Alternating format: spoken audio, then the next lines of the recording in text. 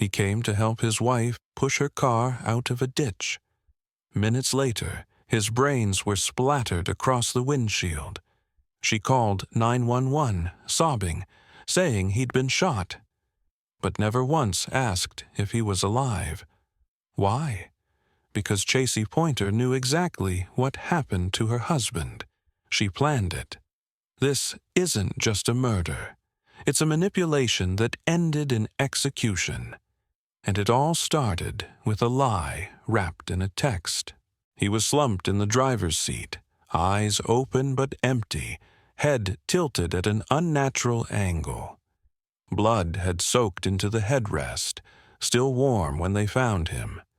It had sprayed in a violent arc across the inside of the windshield, thick, dark, glistening under the harsh beam of the deputy's flashlight.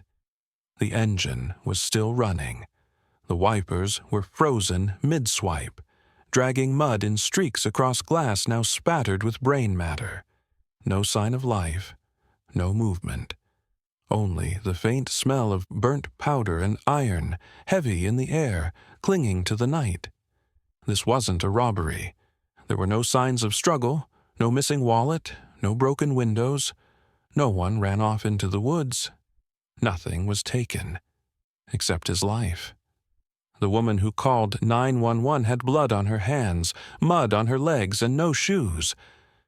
She was crying when the first officer arrived, stumbling in the dark, pointing toward the curve in the road.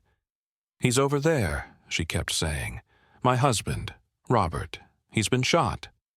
But she never said who did it, never asked if he was still alive.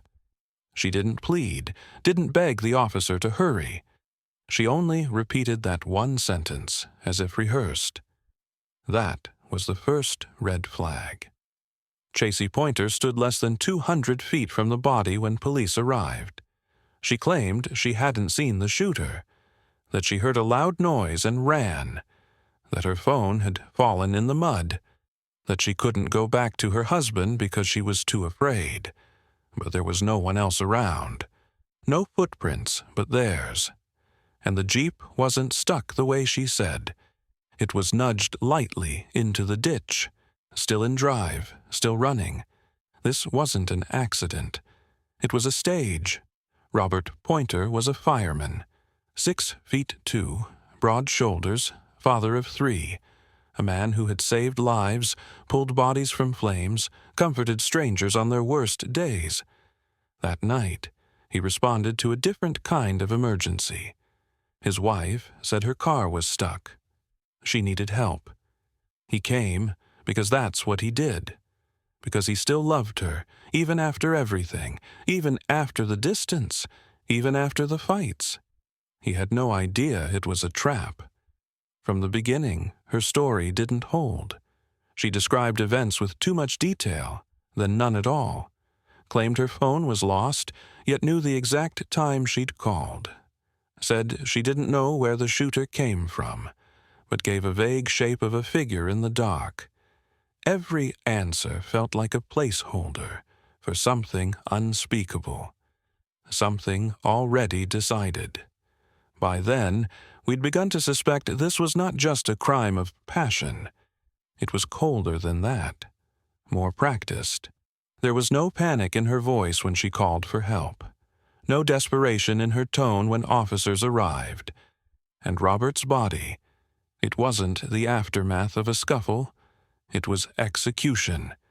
The shot had been fired at close range, almost contact. A 12-gauge slug to the side of the head, instant, catastrophic trauma. No chance of survival, no hesitation. Whoever pulled the trigger stood close enough to smell his breath, to see the confusion in his eyes. Then nothing. What kind of person does that? We would learn, eventually, that Chasey wasn't alone in the weeks leading up to the murder, that she had been texting multiple men, that she'd been telling each of them a different version of her life. To one, she was a battered wife trapped in an abusive marriage. To another, she was a single mother with no place to go. To a third, she was already divorced. But to all of them, she was the victim. This is a pattern we've seen before. Emotional manipulation used as currency. Sympathy leveraged into action. It's not always about rage. Sometimes it's about control. Sometimes it's about survival, even if that means someone else doesn't. When she told Michael Garza that Robert hit her, that he threatened to take her daughter, that she had no way out, she wasn't asking for advice. She was planting an idea, and eventually that idea turned into a shotgun blast in the night. But that night, at that scene, none of that had surfaced yet. All we had was a dead man in a car, a woman covered in blood, and silence so thick it felt like the land itself was holding its breath. Something awful had happened here, and someone had wanted it to. The first time I watched her sit in that small, windowless interview room, I noticed the way she positioned her hands, palms down, fingers barely curled, resting on her thighs, as if rehearsed. She didn't shift much. She didn't pace. She didn't ask for water or to make a phone call. She was composed, almost eerily so for someone who'd just witnessed her husband's head blown apart on a back road in the middle of the night.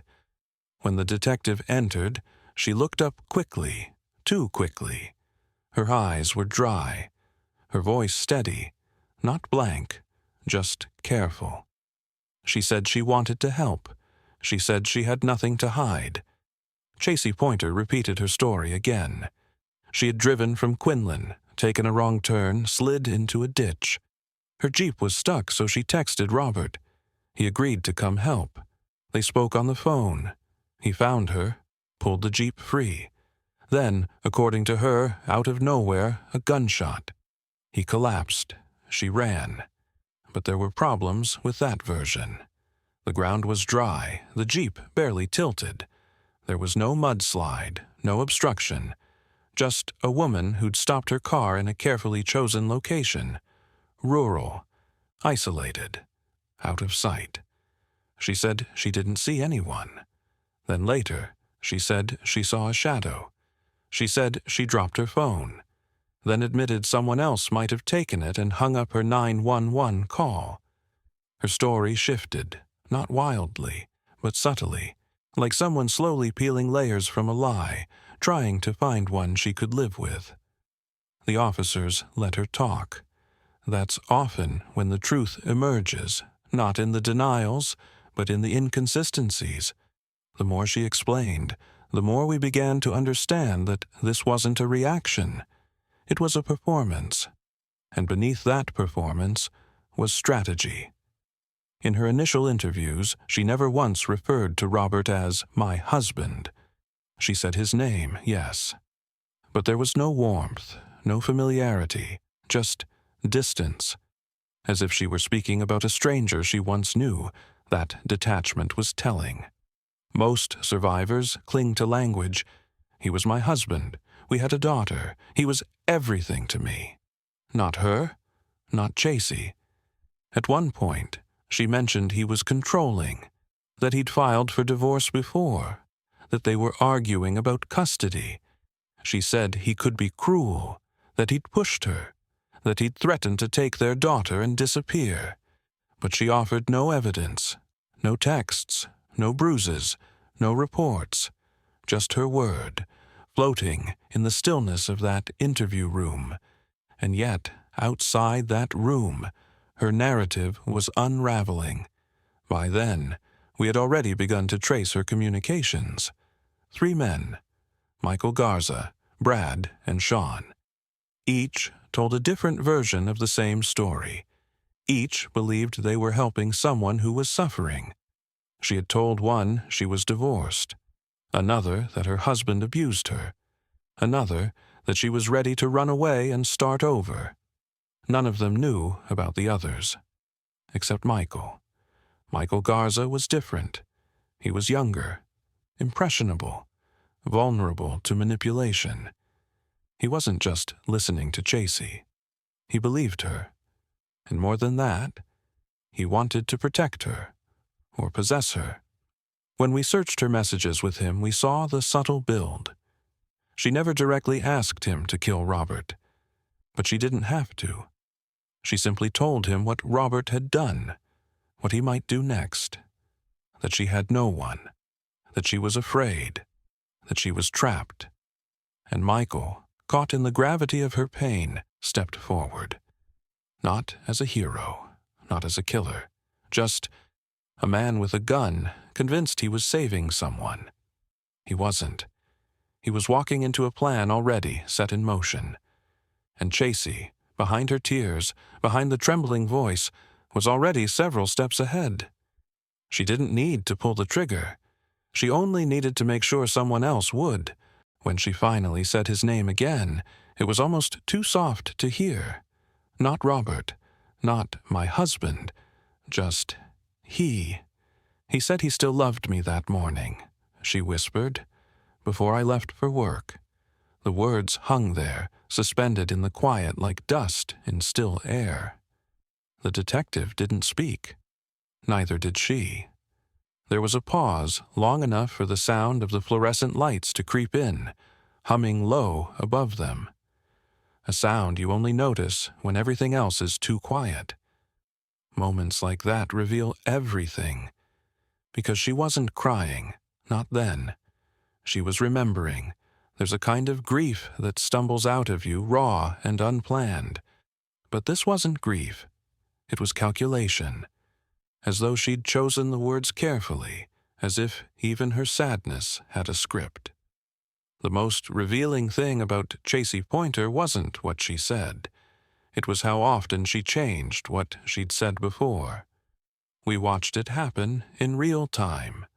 Every time she was confronted with something, blood spatter, phone records, the absence of mud on her clothes where she claimed to have fallen, her story shifted just slightly. Not in panic, not in confusion, but in adjustment, like a chess player watching the board. And Michael, he was the piece she moved. When she described him, there was no affection in her voice, no fondness. She didn't call him her boyfriend. She barely called him anything at all. Just Michael. Just a man who, for some reason, happened to be nearby that night, who knew where she was, who had gloves, who had a gun. She didn't say she invited him, but she didn't say she didn't. He told friends later that he thought they were going to scare Robert, that she'd cried to him, told him she couldn't take it anymore, said Robert had hit her again, that she needed help.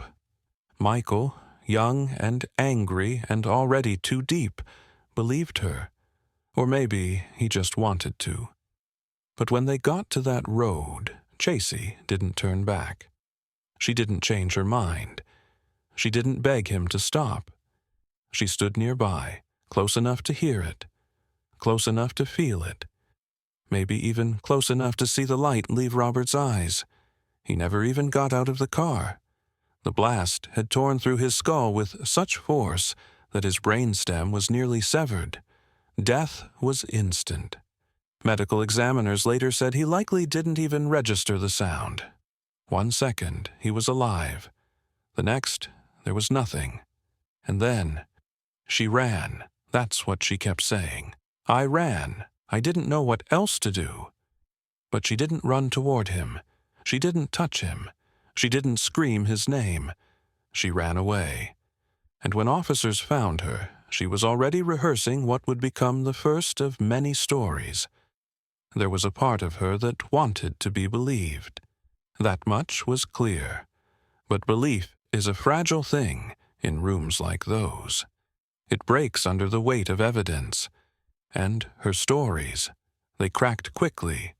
Still, there was something in her stillness that never changed. Even as the questions closed in, as the holes in her narrative grew too large to patch, she never panicked. She just folded her hands in her lap, tilted her head, waited. Maybe she thought this would be enough, that no one would trace the text messages, the lies, the slow manipulation. that they'd see a woman alone on a dark road and believe the story she wanted them to see. But there was blood on her arm. His blood. Traced in lines that said she'd been closer than she claimed. There were GPS records showing where she'd been. There was a phone call, cut short, abruptly, unnaturally. There was motive. There was opportunity. And then there was Michael.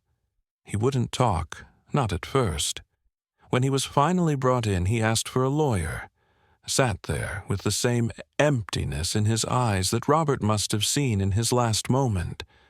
But before that, before the silence, before the cuffs, he'd told a few people what he thought had happened. He said she'd set him up. And maybe he was right. Maybe, in her own way, she had. But what he didn't say, what none of them did, was that Robert never saw it coming. He wasn't a perfect man, no one is, but he deserved better than to die like that. On a lonely stretch of Texas road, with headlights cutting through the dark, and the one person he came to help standing a few feet away, watching. There's something disorienting about listening to a person lie with such ease. Not the kind of lie told in panic, when someone's trapped and flailing for escape. No, this was something else entirely. This was controlled, measured, practiced.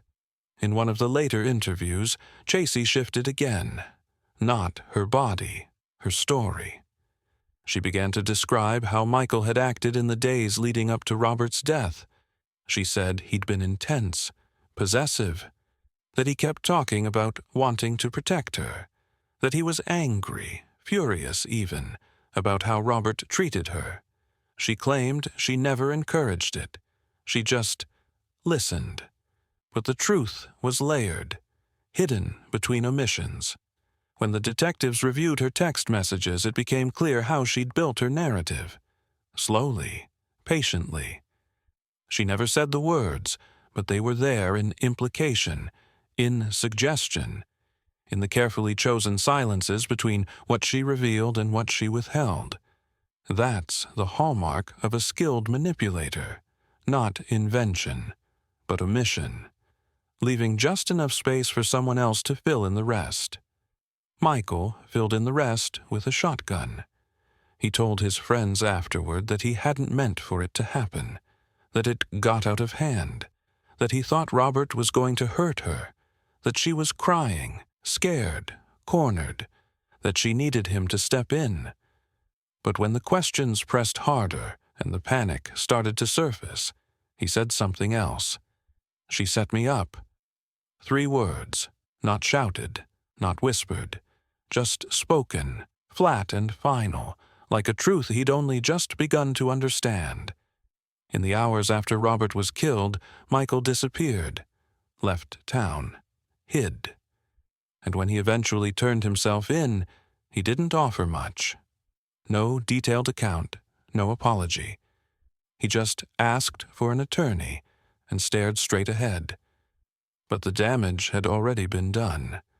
Robert's daughter would later say she spoke to him that evening. He'd been tired, frustrated. He told her the marriage wasn't working, that Chasey was distant, that he'd planned to ask for full custody of their child. And yet, he still agreed to meet her, still showed up when she said she needed help. That part stayed with me. Because what kind of trust does it take to walk into a trap like that? What kind of love lingers long enough to drown out every warning? I've studied people like Chasey before. On the surface, they appear fractured, vulnerable, even fragile. But beneath that, there's calculation, a long game. She knew what she wanted. And when she couldn't get it through divorce, when she feared losing control of her daughter, or the comfort of victimhood, or the financial security Robert's death might provide, she found another way. She didn't do it alone. But she didn't have to. Sometimes violence is loud, chaotic, blood on the walls, screams in the air. Other times it moves quietly. in text messages, in late-night conversations, in the silence between two people who believe they're doing something for love. But this wasn't love. It was something colder, a need disguised as devotion, an escape plan dressed as desperation. And when it was done, when Robert was dead and Chasey had delivered her lines and Michael had vanished into the night, what remained wasn't just grief. It was betrayal, heavy, unrelenting, permanent. No one gets to rewrite that kind of ending, no matter how many times they try. In the end, it wasn't one moment that gave her away. It was the accumulation of many small contradictions, forgotten details, and the way her voice changed when no one was watching. The truth didn't crack all at once. It seeped out, slow and quiet, like water through fractured stone. She told them she didn't know he'd be there, that Michael just showed up, that she was surprised, confused, scared. But then she mentioned the gloves, the camo shirt, the gun. She said she'd seen it all laid out on his kitchen table before they left. Said she remembered a trash bag beside it, waiting. If she knew, and still went with him, still asked Robert to come, then what was that, if not complicity? There was a moment, deep into the second interview, when she sat in silence for a long time. The detective had stepped out.